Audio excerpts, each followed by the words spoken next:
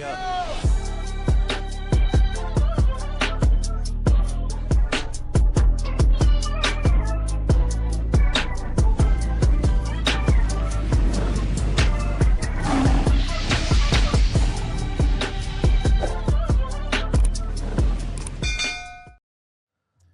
What's up, everybody? Welcome back to another episode of the In Faith Podcast. We are in the middle of this series, Men of the Bible. And recently, we just switched over we got through kind of the surrenders of Abraham, right? And we're going into Moses. So last week, and I shouldn't say last week, it's been a couple weeks now. Last week, we did not air an episode. Tiffany and I were at a marriage getaway, a marriage conference. Is that what marriage conference. So it was an amazing time, Steve. It was a good time. It was needed to, get out and get the cup filled as a unit, and really enjoy that time together. So that conference was sponsored by Family Life, I believe. So shout out to them. They did an amazing job. It was a really good conference. And just as a heads up, next week, the week of Thanksgiving, we won't be airing an episode. We are going to take that time off just to spend time with family. Steve, you're going out of town. You're going to Texas? Yes, going to Texas.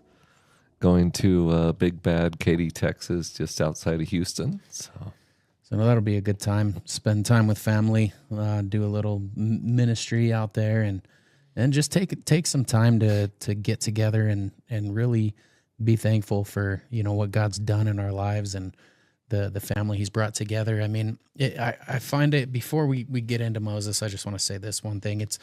I found from years and years and years of not really being in that journey of a believer and celebrating these holidays, I celebrate them with a different perspective nowadays. I mean, we look at the holiday of Thanksgiving and what it's circled around history, and we really start to view that from a different standpoint and really just soak in and be thankful for what God's done in our lives. Because there's so much more to be thankful for than what the holiday is circled around. Yeah. Especially when you're in this walk and you're on this journey, it's like almost every day is Thanksgiving, but that one time a year we really get to be around and gather, break bread together with family, and really get into being thankful for what God's done. Yeah. And it's really awesome because it was just I'll say a few years ago, but it's been longer than that, where that Thanksgiving, it kind of holds a different special place now, because that was when I really got to get around everybody and show where my walk is gone. You get together with family and you're, what are you thankful for? What are you thankful for? And I'm like, you know what? Let me tell you, let me tell you what I'm thankful for. And I'm able to share this testimony and then do the prayer before the meal. So I think that not only opened my own eyes, but also opened the eyes of the people around me, like something's different and we're curious, so it's a really good time. But no, we won't be airing an episode next week. We're going to take a week off, and then we'll be back to continue the following week. Hey, it's interesting what you just mentioned about Thanksgiving and being able to spend it with family. And, I was immediately thinking about the thankfulness of having a family to spend it with, having people to spend it with, and how that can be, that provides a base for us. So if you've got a good family and you've got that background, you've got a base in life. Yeah. Those that just didn't have that from the start, things are harder from the start, and things are shaky and hard to trust and everything else. With a family that you can trust, I mean, you've got that base of trust there. You've got a place to go. You've got people who know you and you know them type of thing. And not everybody has that. So that's a big thing to be thankful for. And I thought about how that rolls into what we're looking at right now with Moses being called to go back to his people, his family. God's like, I know you ran off and you made a family out here, but your family they're still slaves back in Egypt. And you're going to go back and bring them out, Moses. And your brother is going to meet you on the way. Yep. So, I mean, God is the one that made the family for us, for people, knowing that that's what we need. The family unit is the first, self-governing unit that God created for us to be able to live in and work in. And sometimes we blow it. We, in this day and age, don't think about the importance of that. We don't plan families. Babies are born, and the family aspect of it can be lost, can be missed. It can, and that's a tragedy. The family is God's provision for a way to live and a way to have some trust and a base in your life. Well, and do you think that aspect of family, okay, so let's go back to when you said it wasn't families aren't planned, which is true. There's been many a times and many of situations and many stories where, the kids are born, they're not expected, they're not planned. But to really be able to view what God is doing in that scenario, and let's say, maybe in that situation, those people didn't have much of a family or tradition growing up, or it's not too late to start that now, and that's the beauty of it is what God brings together. We rely on Him, and He will make something out of nothing. I mean, it could be a complete shock. It can be a complete surprise, but it's never too late to restart or start something on a good foundation. Yeah. So it's like maybe, we didn't have these traditions growing up. We didn't have church growing up. Start it now. Right. Start it now. And that's a perfect time to look back and say, you know what? This wasn't my idea for life, but this is what God had for me. And for that, I can't be thankful enough. Yeah, and just the way of thinking of, this small person that's now here, I can provide what I missed in childhood. If you can just think that way, if you can just remember the things that you missed or that you wanted, for those that didn't have, your opportunity is now. That you now have someone who's looking to you, mm-hmm.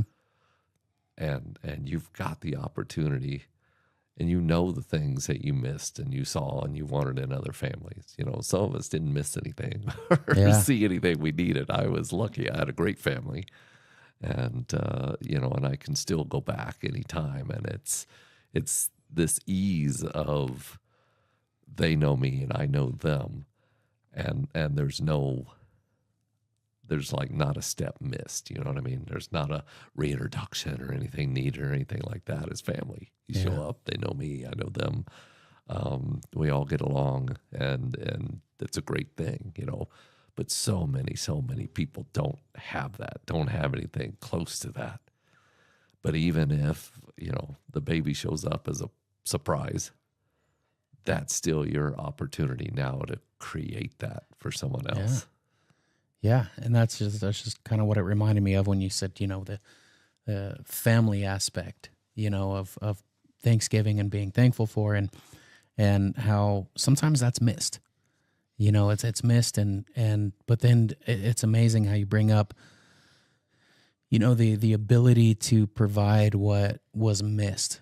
growing up. And that's where it kind of just reminded me of my wife, how she's, I like, much like you, I had, a great upbringing. There wasn't many times, we weren't, rich by any means, but we were comfortable enough to really never, you know, be without in the important times. And, but I just got to take a small moment to just shout out my wife, because she has, when you said that, that was the prime example I thought of in providing, what was without.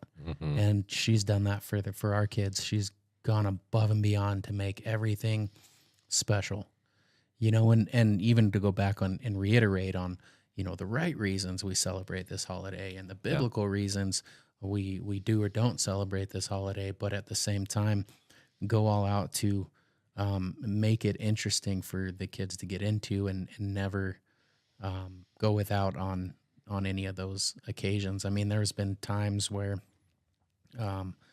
we shoot, man, we've gone and volunteered, for Thanksgiving, and just so we could bring back a big meal for the family and things like that. So by any means, we're not just being able to go to the store and drop a bunch of money on it, but she's gone above and beyond, and making sure that she provides what she may went without. But I know Thanksgiving and Christmas has always been big on both families. But with Thanksgiving coming up, we can really dive deep and reflect on what God's done for us and what He'll continue to do for us. And I'm just thinking too, when I say continue to do for us, I think of where we're at in Moses' story here, because we're still at this time where I think we all have experienced, and probably still experience to this day, right? We're at this time where God's given him a calling, and because of past events, he's skeptical. And the more I read in to Exodus, and the more I read into Moses' story and his walk, the more I understand. The more I understand why he's so reluctant and why he's questioning. And I'm like, man, I'd probably do the same thing. And we talked about it a little bit on the last episode, is how he's already been there. Yeah. He's already been back there, and he knows how it panned out. I mean, he saw the two fighting, and he tried to intervene, and he ended up killing one of them. Yeah. And for that, he was kind of disappeared. And we got to talking about how, 40 years that it took for God to work on him. Now, he wasn't in isolation for 40 years. He wasn't stagnant for 40 years.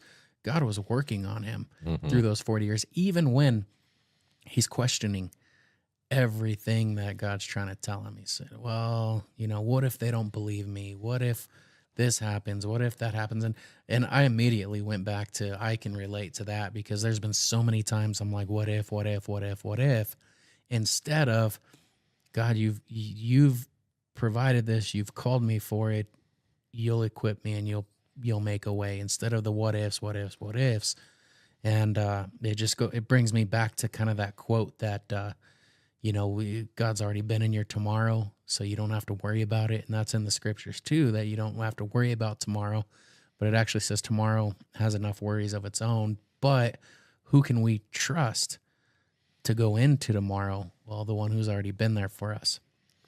But where we're going to start off today, and we touched a little bit on it last week, is Exodus 4, verse 1. And I think we read like maybe the first 4 verses of verse 1, but we're going to go 1 through 9 and kind of start off where we left off. And Exodus 4, and we're going to read again 1 through 9.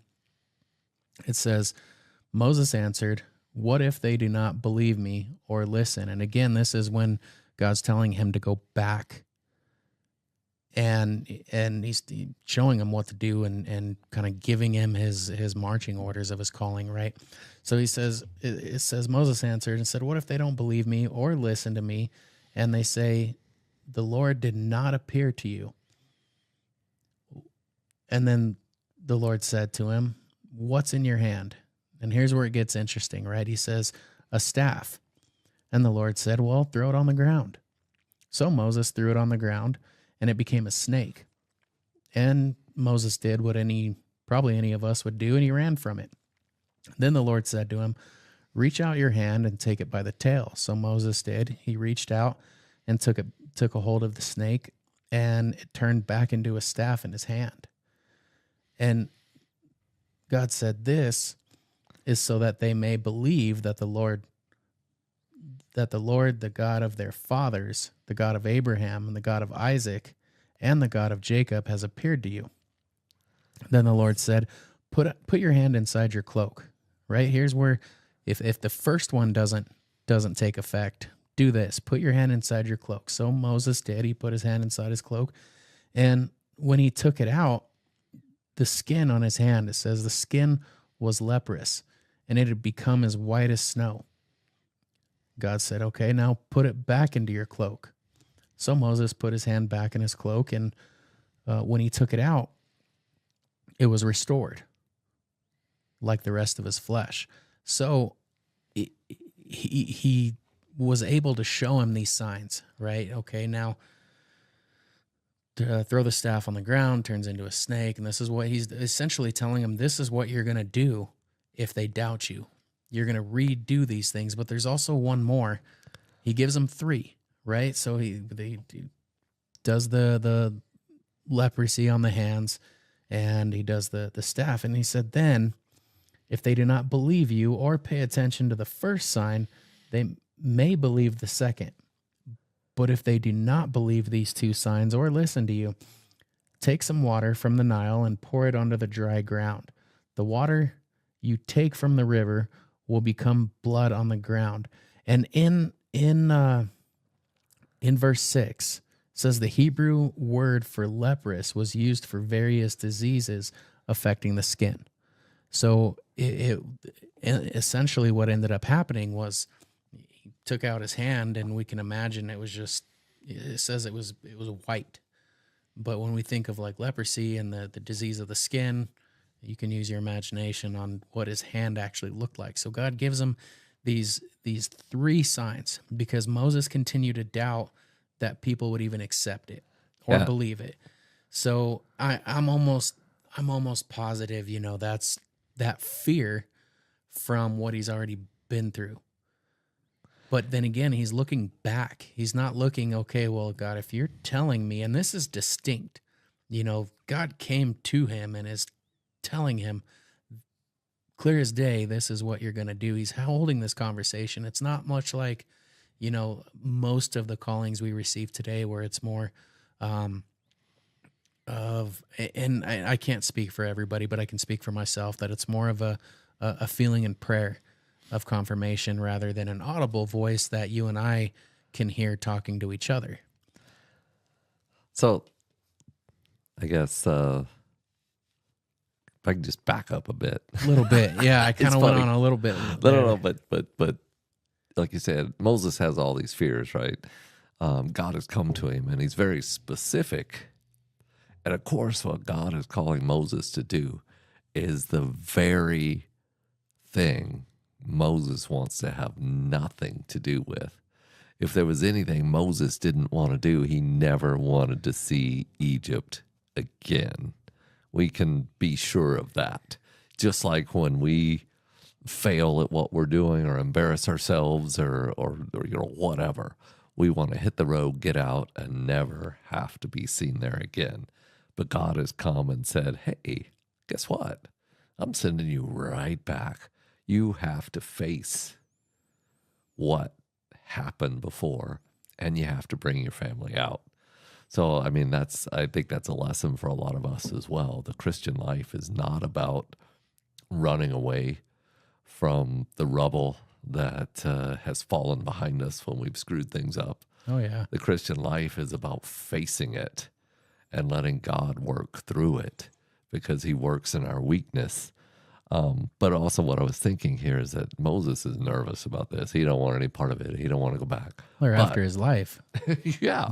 I mean, it's been 40 years, but still, I mean, almost anybody with a warrant that's just, never anything happened to it. It still makes you nervous. But here, I like the bits of faith that Moses shows, right? So God says, throw the staff on the ground, turns into a snake, and then God says, pick it up by the tail. Well, he does. Mm-hmm. He doesn't, we don't see where he fights with him and says, are you crazy? That thing could wrap around my arm and blah, blah, blah. He doesn't do any of that. He picks it up. So he does show some faith through this. And he's able to keep going in that way, and we don't read that he freaks out when his hand, turned leprous. I mean, this is kind of weird for me to think, but if my hand turned leprous and he's like, put it back inside your cloak, and I'd be like, I don't want that hand to touch me. I mean, why am I get infected with that? That thing's horrible now. But Cut it off. Yeah, right. But anyway, Moses shows some faith through all of this, right? He clearly doesn't want to go, and God knows he's asking him to do exactly what he ran away from, and the hardest thing that he could ask him to do. And that's, part of the point. But Moses shows a little faith even through this. So God continues to give him, because really it's kind of interesting here.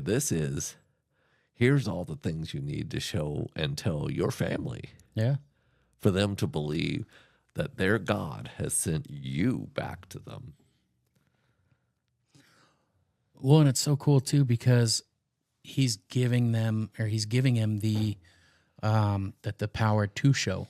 Again, He said, okay, this is what you're going to do if they doubt you, because he's still kind of, a little hesitant, which I would be too. But I find it funny because we do read that he does freak out with the snake. He runs away from it. And then God tells him, grab it by the tail. And that instantly, I thought the same thing you did. It's like, no, I'm not touching that thing, because he already ran from it. He got out of striking range. Yeah, he got far away from striking range, but he did show some faith there. And then again with the hand and the leprosy, and takes it out and puts it back in, and then the water of the Nile as well. So even it's kind of interesting to me, because God's entertaining, his fears. Not necessarily entertaining yet. He's going to be entertaining him here soon. But he's giving him this assurance. Okay, I understand where you're coming from. If they don't believe you, here's a sign. And if they don't believe you there, here's a second sign. Now, after the second sign, they might believe you. But if not, here's the third ace up your sleeve I'm going to give you. Take the water from the Nile, pour it on dry ground. It's going to turn to blood. They'll for sure believe you then. Now, hearing that, after seeing what he saw, to me, again, and this perspective is always from the outside looking in, that would have been enough assurance there. It's like, okay, after you just did all this to me and then healed me of it, and then turned the snake back to my staff, and okay, I would believe it. It's like, I'm sure they would too. But I think, I don't think Moses had gotten to his base fear yet. No, he does not want to speak in front of these people.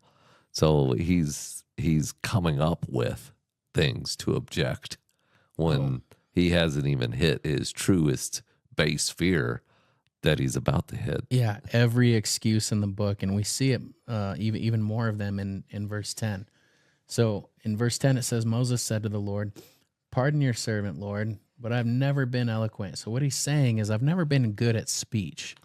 So now he's kind of going a step further. I've never really been good at talking. So regardless of all the signs, they're not going to listen to me anyway. So he said, neither in the past nor since you have spoken to your servant, meaning before you came and after. He said, I'm slow of speech and tongue. The Lord said to him, who gave beings their mouths?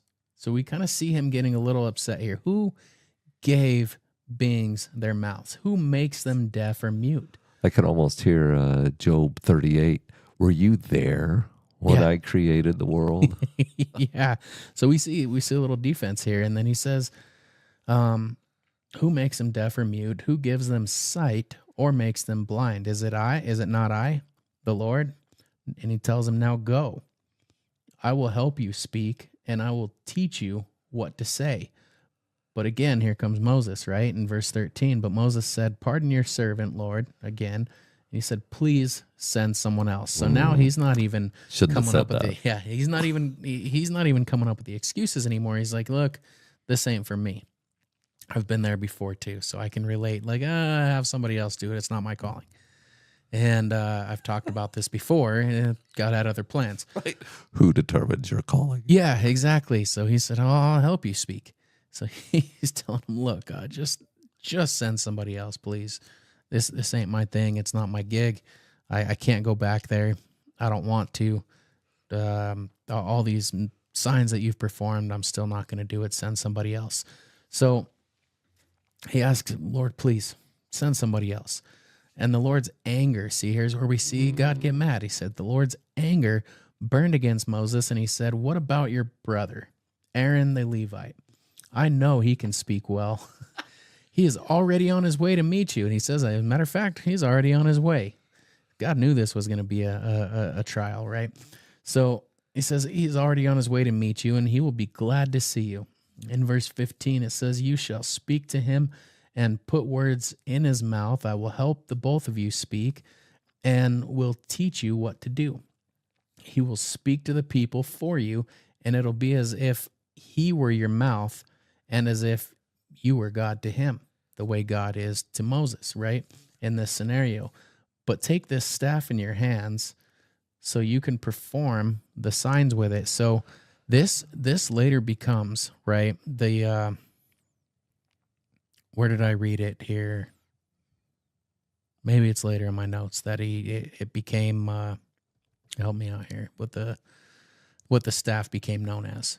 Oh, like Moody refers to it as the rod of God. Yeah, the rod of God. Because it is God who brings the plagues, but Moses holding this staff raises it, to the sky when the plagues come, when the gnats come, and when he turns the water into blood and all the various plagues. But I think it's the thing that jumped out at me in reading this portion. So God has already told Moses, okay, here's all the different things that, I'm going to give you the power to do in front of all the Hebrew slaves so that they'll believe that I have spoken to you. Yet, maybe the biggest thing that God has already done, God's already spoken to Aaron. He's already spoken to Aaron. Aaron is on his way out to see Moses. Okay, it's been 40 years. There's no reason Aaron would be trying to find Moses if God hadn't already spoke to him. Yeah. I mean, maybe I'm assuming too far. Maybe Aaron, even if Aaron in his head said, you know what, who could help us? Moses could. That would be a thought put there by God. It wouldn't. It wasn't something that Aaron dreamed up on his own after 40 years, because he's had 40 years of going, you know what? Moses just abandoned us. He just took off, saved his own hide, and here we are. Well, and it just kind of reminds me, that God never asks us to do anything without giving us the power to do it. When preparing the way is what it seems here. Right. That he has prepared the way, which is an important step for Moses. Well, yeah, but I mean,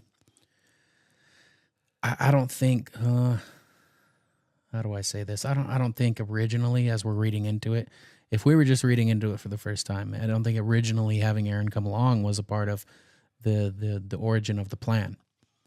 But I mean, we are talking about God who so knows. it's like he knew.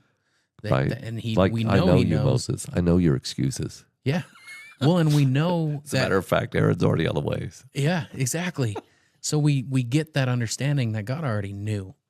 So he already spoke to Aaron or gave him that calling in one way, shape, or form. But it was because Moses wasn't satisfied with God's best in that scenario.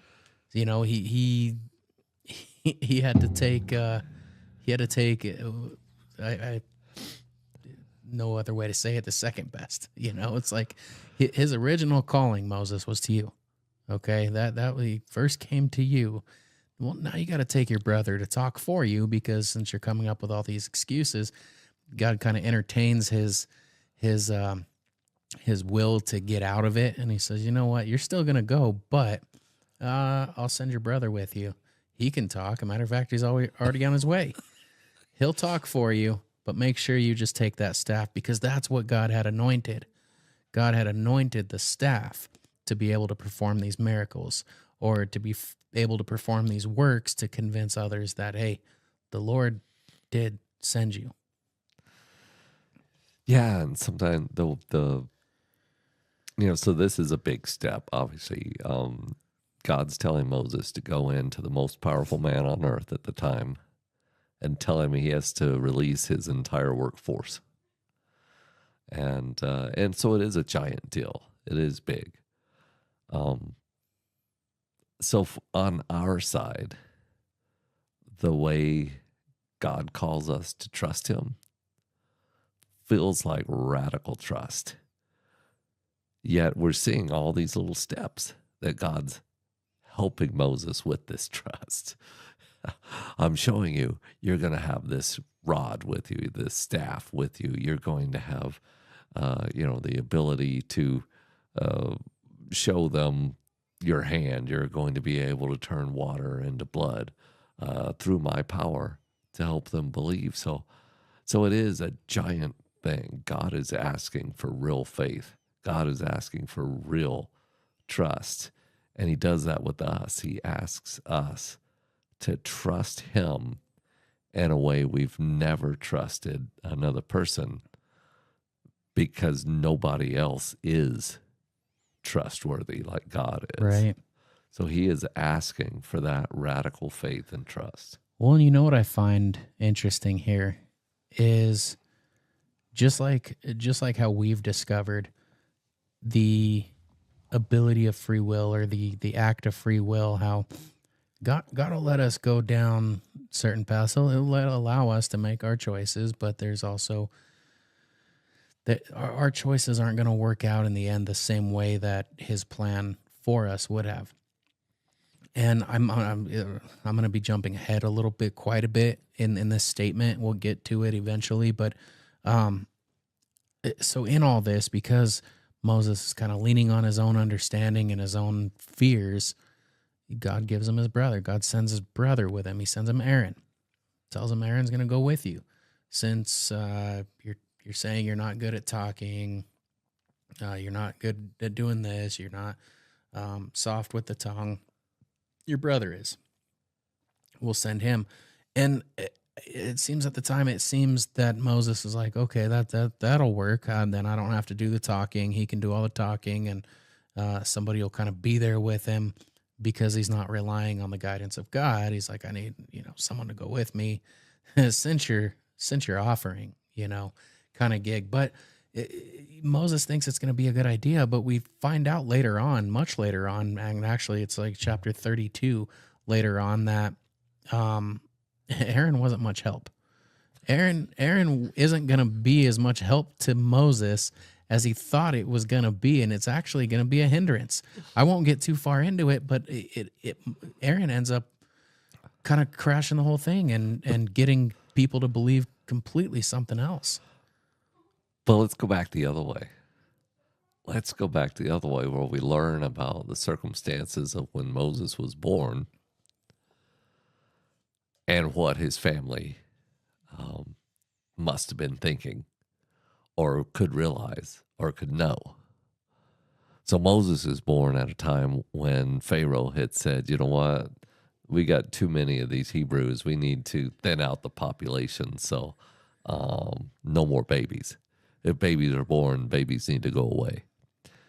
But of course, Moses' parents were like, no way. We're not going to do this. Here's a baby. This baby's going to live. And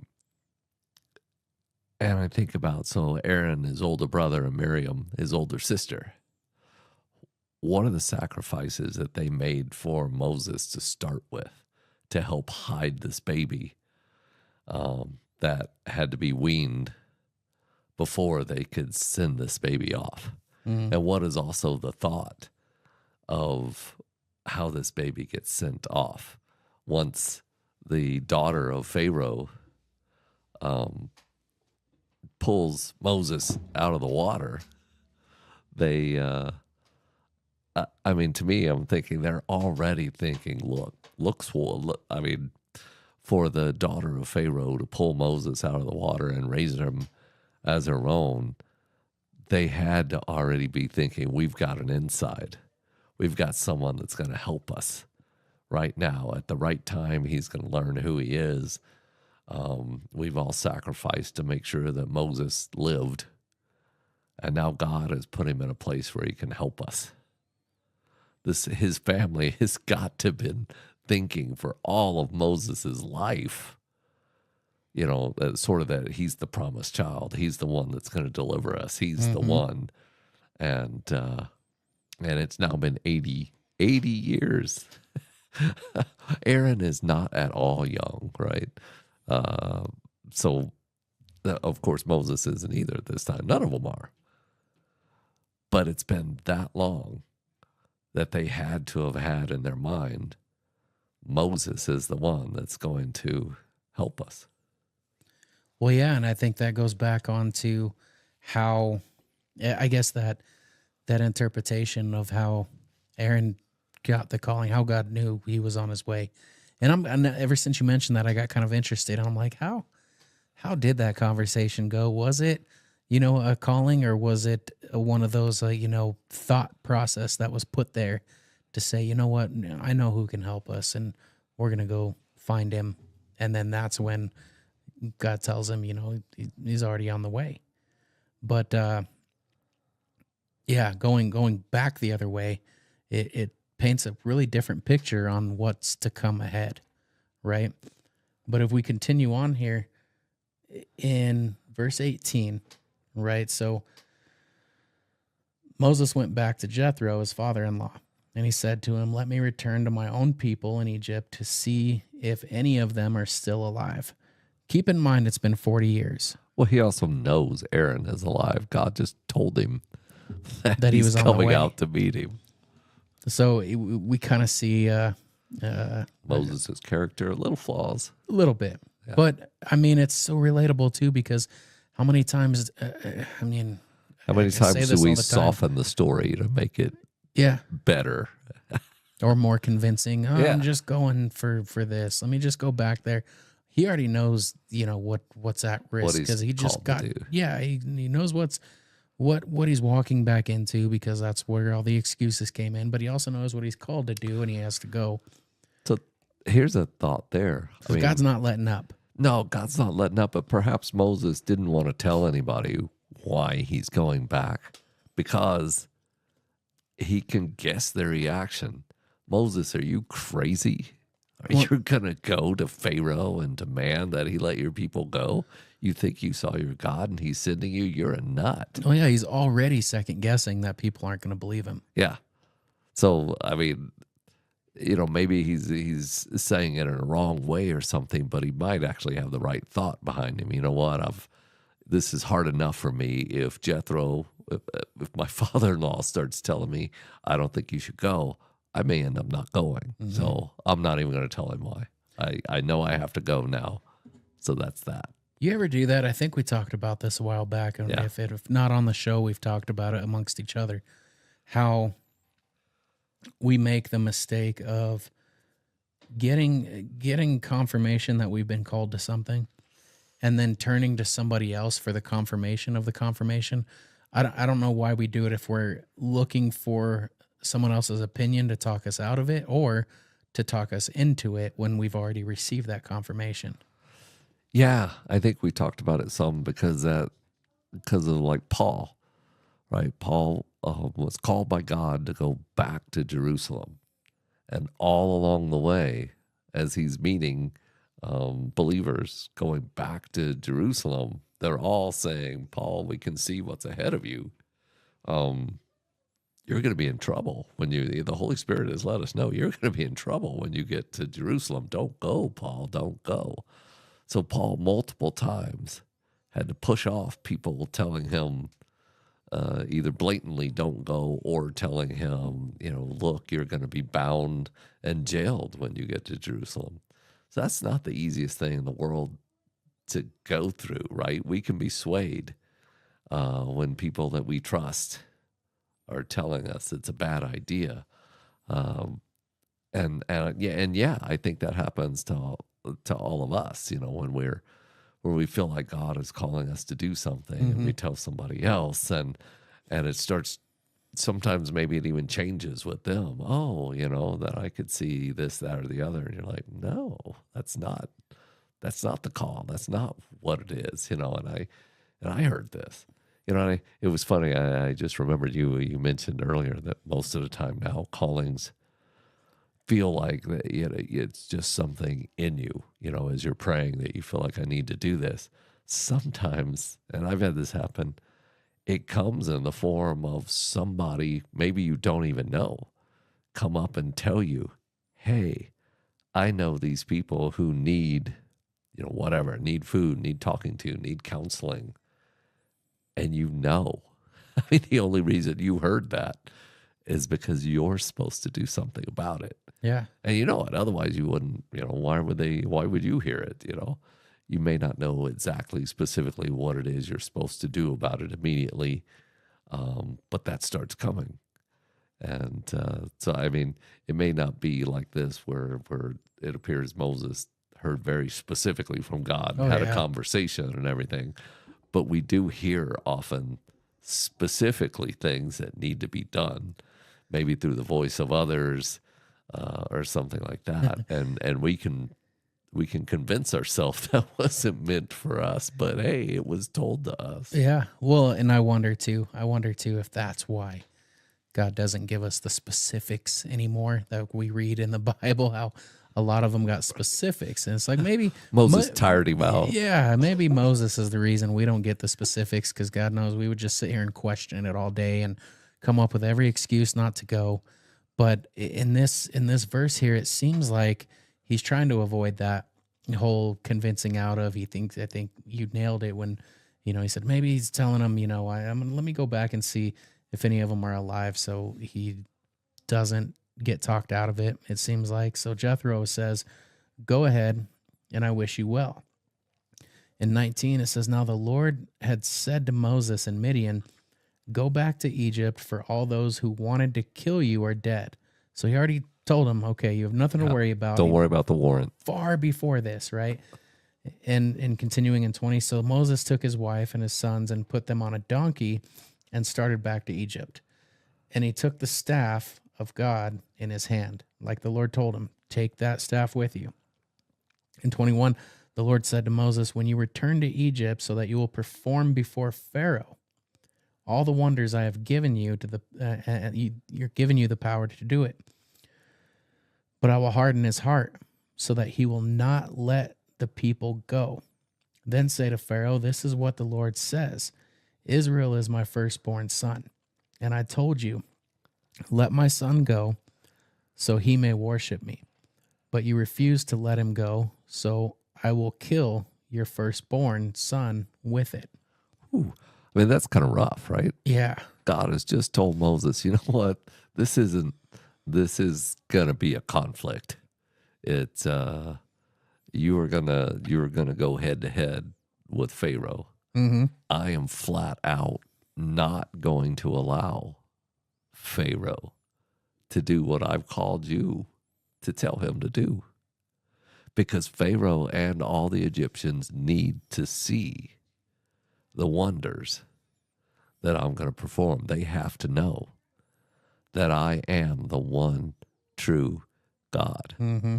And they're not going to know that unless they see these miracles that are about to go down in Egypt, and that will be talked about in the entire area, the entire land. Well, they've been talked about for thousands of years. We're still talking about it. But we read in the Bible when the Jews enter the promised land, what happens here in Egypt is still talked about all the way up until Samuel. It's still being talked about all the way through Judges, 400 years after all of this. that's the first thing they think about. Oh, these are the Hebrews, the God of the plagues Mm-hmm. from Egypt. Yeah. Well, and it makes you think too. It makes you think how God uses these things, and kind of reminds me. Before I go on with that, I'll go back a little bit to the beginning of that verse where he uses a staff, and it just reminds me that sometimes God will use ordinary objects to perform extraordinary things, like the staff. But when he talks about his firstborn, that's generally going to refer to a firstborn child. What God's referring to is the people that Pharaoh's holding captive, the area, what was it back then? It wasn't a city, was it? Like a town? How would you refer Egypt? Yeah, I can't think of the name of the area right now. Because we find that at the end of Genesis with Joseph, where it mentions the area that the Hebrews lived in. But anyhow, yeah. So it's an area of in Egypt that the Hebrews settled in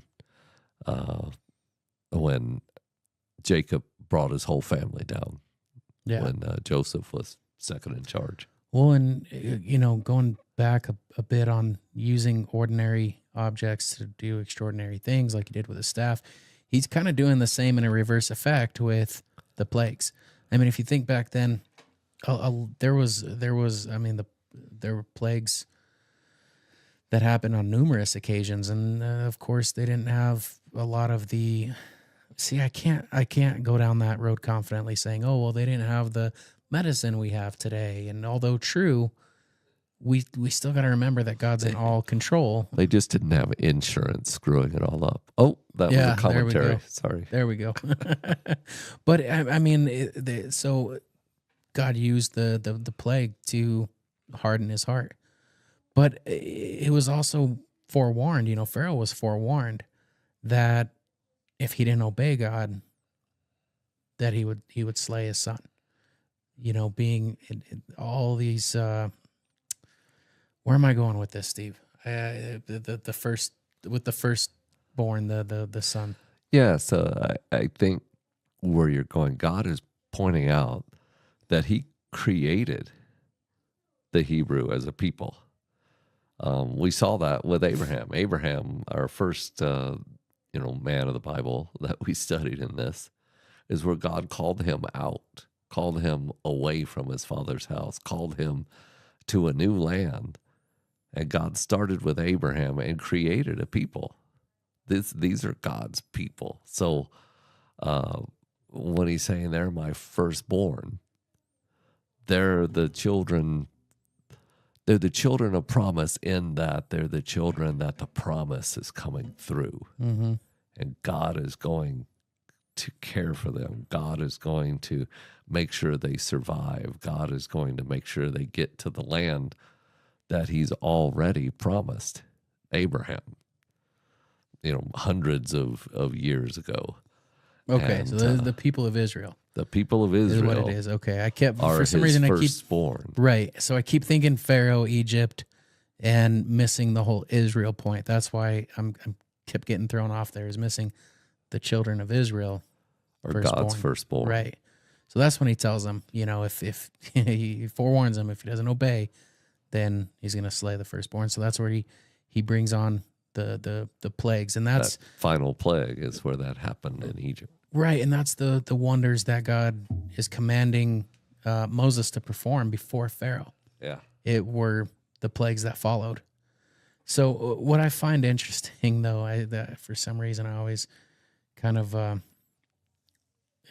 paint the pic. I mean, there's no other way to paint the picture, but for what it is. But it happens quite frequently. Let's just take a look here. So we see what ends up happening with Moses' son, and we'll get into that here in a sec here. So in chapter 4, verse 24 through 26, it said, "At the lodging place on the way, the Lord met Moses and was about to kill him. But Zipporah took a flint knife and cut off her son's foreskin and touched Moses' feet with it and said, "Surely you are a bridegroom of the blood to me." So the Lord left him alone. And at that time, she said, "Bridegroom of blood," referring to the circumcision. So just to kind of reiterate on this a little bit, Moses refused. So Moses didn't obey God by circumcising his son to begin with. Right. And I don't know if it was due to like his wife's position or what, but he initially disobeyed God by that command. So God was going to kill him for not obeying what he had commanded. And now I'm trying to go back on which scripture, where that was, because it's not in what we read thus far in this episode. But so his wife takes just a flint knife and does it right away, and then rubs Moses' feet with it. I just find it, man. So nowadays this happens at a very young age, at birth, right? I couldn't imagine. I don't know how old his son was at the time, but just walking along with dad, oh shoot, bam, and now you got to deal with it. That's going off topic, but that's I mean. Well, and that's I would be so mad at my father. Like, no doubt, you disobeyed God. Now I have to deal with this right, now. Right. Now mom's coming at me with a flint knife. Come on. But yeah, I mean, just how real and how scary is this to think about? So we often think that we want, and I guess try to hang with me on this. We often think that we want the church of Acts, where God was right there with them, working with them. Miracles are still happening around. When you have God in your midst, in your presence, so close, he will not allow sin to fester the way it does in all of our churches right now. He's not going to allow any part of that. And look at this big, giant use of Moses that he's got right here. He can't put up with Moses trying not to identify with his people. That's all I can kind of come up with, is why he's not following through with what should have happened to his son after 8 days. That first happened with Abraham. Abraham was the first one called to circumcise all the men in his household. And he did. So that started with Abraham. So Moses knew. Again, you say, well, he was brought up as an Egyptian, but clearly he knew the anger of God. I mean, his wife knew. She wasn't a Hebrew. She was from Midian, so his wife knew that he should have been circumcised. So clearly Moses knew that his son should have been circumcised. Yeah. And his wife is the one that knew God's anger was burning, and she saves him. Even when Moses, I don't know. It's kind of odd. This is one of those hard passages. What are we supposed to learn from it other than when God's playing around? Yeah, when God is calling us to great things, he's not messing with us. It's not an option. Well, and I think I was just thinking about that too after we read that and we're discussing it. He's not playing around, and this is one of the first big pictures we get to see the severity of obedience to what God is telling you to do. He's not playing around. He's gave him a direction. So this is what you need to do. And what I kind of gather from it is you can't go telling somebody else to obey God and you haven't obeyed yourself. So God's he's not playing around. It says right in the scripture, he met Moses and was going to kill him. And his wife stopped that from happening right away. But it also, because of that picture that we get, it makes me think of today's faith. And it made me realize, and it made me think that we may be taking our walk as serious as Moses was then, but because we have the forgiveness aspect of the New Testament, right? So we almost have a bad tendency of sitting on cushioned faith as opposed to reading back on what Moses is going through when God was like, I'm not playing. This is the severity of my command and what ultimately was going to happen if he didn't obey it. Yeah. Luckily, if it wasn't for his wife, would that have happened? We don't know, because we don't get that scene from it. But we do know that he wasn't obeying God's command, and we see God get angry. Yeah. No, I think, but God doesn't change, right? God is the same yesterday, today, and forever. You're right about our position. You're right about the grace that we have with God, yet Jesus is calling us to do things. Jesus didn't say, sit around and wait for me to be back. You know, there were some very specific things that Jesus called his followers to do. And guess what? God's still not playing around. Right. We sometimes, I think, blow that. We stop at the, I believe in Christ, he is my Savior, therefore I am saved, done. But that's never God's point. It's not a one and done. It's not one and done. He's given you a life now to do something with. And we read in the New Testament that he's going to expect us to do something with. We even have parables like the talents, where the king or the rich man leaves, and he gives a certain number of talents to different people, and he expects them to put them to use. Jesus expects the gifts he's given us to be put to use. Oh, yeah. And the man that didn't put the talent to use, it was taken from him and given to others.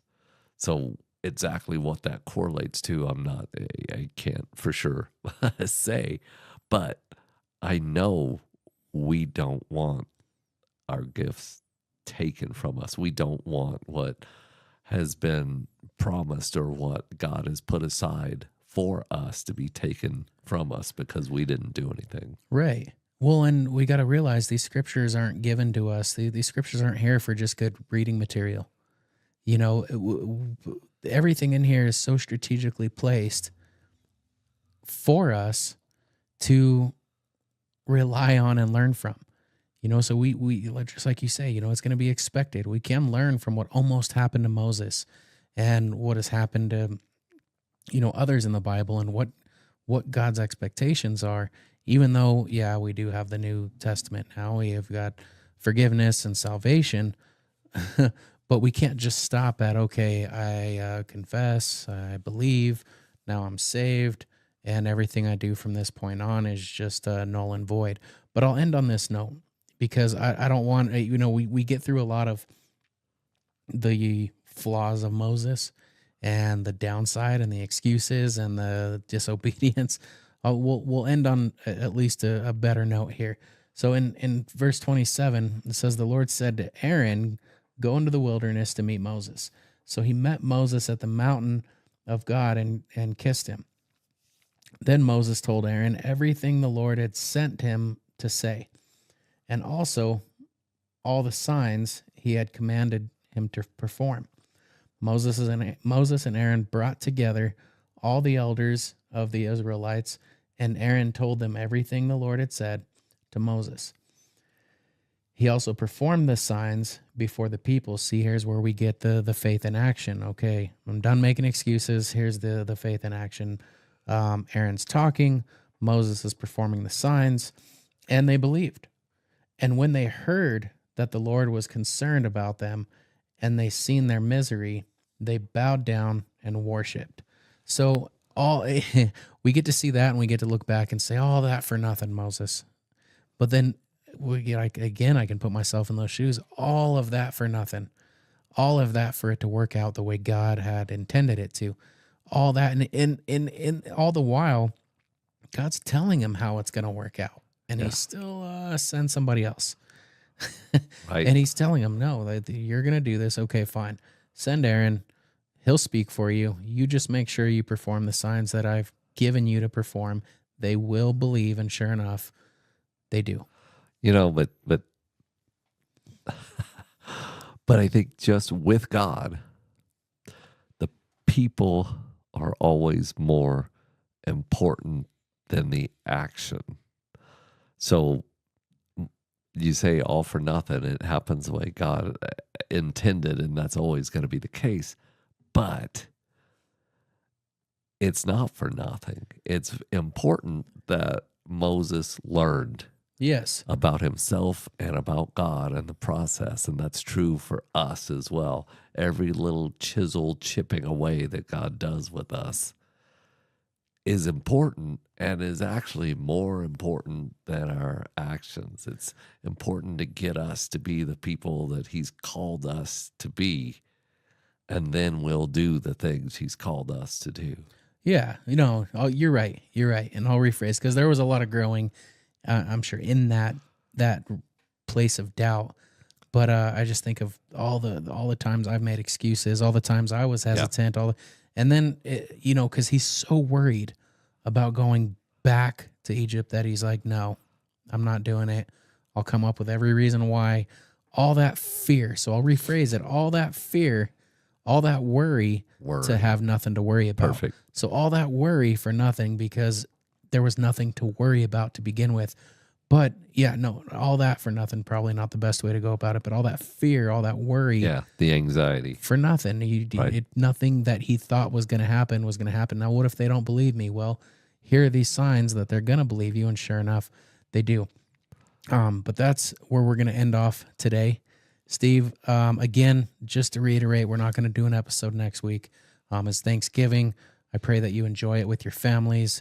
Spend some good time. Be thankful for what God's given you, where God has you, and what God's got for you in the future, because it doesn't stop now.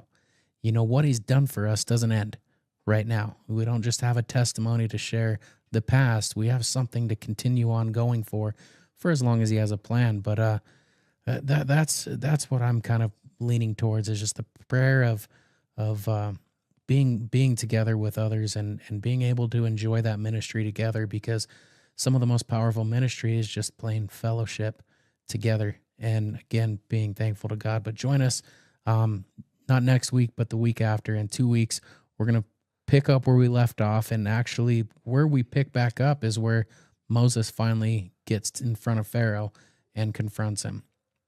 So we thank you for joining us, and God bless.